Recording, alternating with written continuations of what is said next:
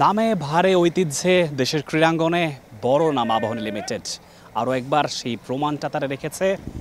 22 বার তারা এর আগে লিস্টে ক্যারিয়ারের শুরু হবার আগে শিরোপা জিতেছিল ঢাকা প্রিমিয়ার লিগের। লিস্টে স্বীকৃতি মেলার পর আরও 5 বার তারা শিরোপা জিতল, সব মিলে 27 বার শিরোপা, সবচেয়ে বেশি নিঃসন্দেহে। এবং সেই যে জয়টা, এই জয়টা আসলে আজকের ম্যাচে তারা এখন অবধি আনবিটেনই রইল। একটা fight definitely Sheikh Jamal Dhanmondi club limited তাদেরকে দিয়েছে। বড় একটা টোটাল তাদের সামনে ছিল, সেই টোটালটা তারা সামলে নিয়েছে।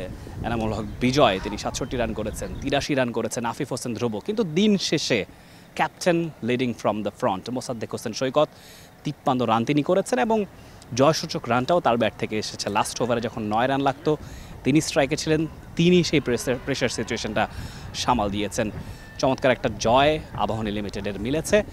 অন্যদিকে শেখ জামাল ধানমন্ডি ক্লাব লিমিটেড শিরোপার স্বপ্নটা তাদের মিশে গেছে মাটির সাথে। তবুও অদ্যবধি আসলে চমৎকার তারা খেলেছে। একটা টিম এফোর্ট ছিল, চমৎকার একটা ব্যালেন্সড টিম তারা দাঁড় করিয়েছিল। সাকিব আল হাসান কি দেশের তো বটেই, সারা দুনিয়ারই অন্যতম সেরা অলরাউন্ডার, তিনি কিন্তু শেখ জামাল ধানমন্ডি ক্লাব লিমিটেডে খেলেছেন এবং ফিরে এসে তিনি একটা চমৎকার ইনিংস আজকে খেলেছেন। 49 রান তিনি করেছিলেন, বল হাতে একটা উইকেট নিয়েছেন, বেশ ইকোনমিক ছিলেন। তবুও আসলে শিরোপাটা তাদের অধরে রয়ে গেল। ব্যাট হাতে যখন শেখ জামাল খেলছিল 3 জন 40-এ আউট হয়েছেন, 50 করতে পারেননি। জিয়াউর রহমান শেষমেশ দুর্দান্ত খেলেছেন, 58 বলে 85 রানের সেই ইনিংসটাই কিন্তু আসলে একটা লড়াকু পুঁজি শেখ জামাল ধানমন্ডি ক্লাব লিমিটেডকে এনে দিয়েছে। সেটা ফলশ্রুতিতেই ম্যাচটা এক্সাইটিং হয়েছে এবং জমজমাট একটা লড়াই শেষে কিন্তু ঢাকা আবাহনী তাদের কাঙ্ক্ষিত শিরোপাটা তারা পেয়েছে। এবারের জন্য আসলে শেখ জামালের এইখানেই শিরোপার স্বপ্নের ইতি। অন্যদিকে অন্য মাঠে কিন্তু মোহামেডান ম্যাচটা জিতে নিয়েছে শাইনপুকুরের এগেনস্টে, তবুও শিরোপার স্বপ্নটা তাদেরও আসলে ভেঙে গিয়েছে।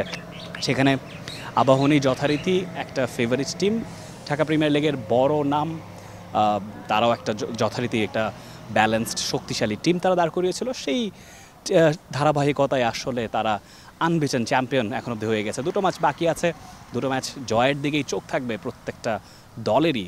যে নামগুলো বললাম, মোহামেডান, আবাহনী এবং Sheikh Jamal Dhanmondi club limited, definitely জয়ের দিকে নজর থাকবে। বাকি 2টো ম্যাচেও এক্সাইটমেন্ট থাকবে যথারীতি। ঢাকা প্রিমিয়ার লিগে যেমন ছিল পুরো সিজন জুড়ে, সেটা আসলে বলার অপেক্ষা রাখে না। দুর্দান্ত একটা ডোমেস্টিক লিগ চলছে, নানা বিতর্ক, নানা সমালোচনা, আলোচনা ডেফিনেটলি হয়েছে। তবু দিন শেষে জয়টা হয়েছে ক্রিকেটেরই। বিকেএসপি থেকে Rifat Tanvir, Rafi, T Sports. For more updates, subscribe to our YouTube channel and click on the bell icon. Follow us on Facebook and Instagram. Download T Sports app to enjoy exciting games and highlights. Visit tsports.com.